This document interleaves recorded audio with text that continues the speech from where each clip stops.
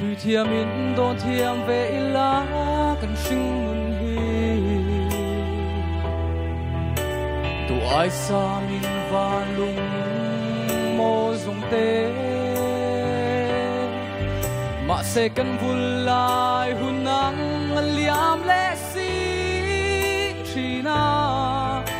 tuan nun na vo nei lo hian tha fam ru na tra na mai lo li e ami leng song te lei sing mun parang o an se en rua lung du te pon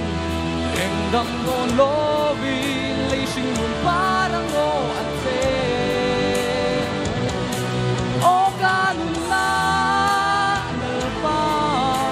harge I kung so se hi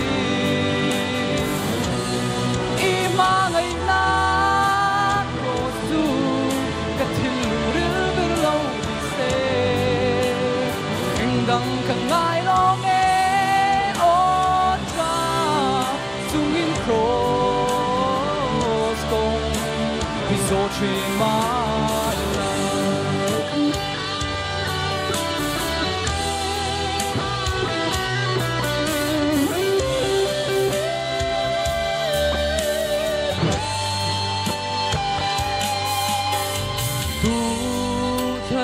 kong ka so me ka Bora na le nun na kong su Kay sa ruap may kanisi chuan ko ve Par mo'y nagat siyang hamlaw Don nung ruka tinlay at limsilo Ami sa leng song te lay sing mun parang o an se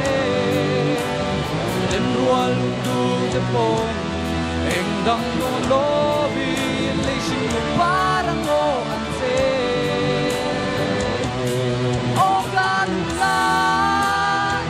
pa aharge I kong so se na ko tu ka thil ril ber lo se eng dang ka ngai lo nge o tra sung in cross kong hi so chi ma ila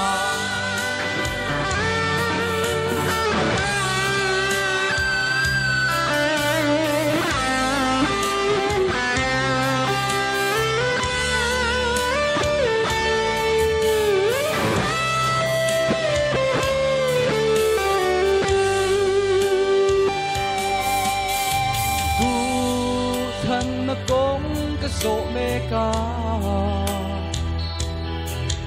Moral na le dun na kong su Kay sa ruak may kanisi chuan ko ve Par mo'y nagat siyak amlaw Don lung ruka tinlay at limsilo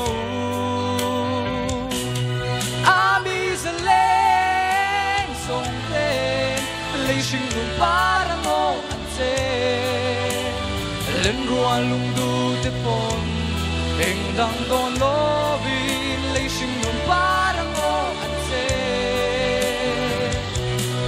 O kanun na ler pa Aharge I kong so sel hi I mangay na cross su Katil lung ril ber lo se eng dang ka ngai lo nge o tra sung in cross kong hi so chi ma ila drop sung in cross kong hi so chi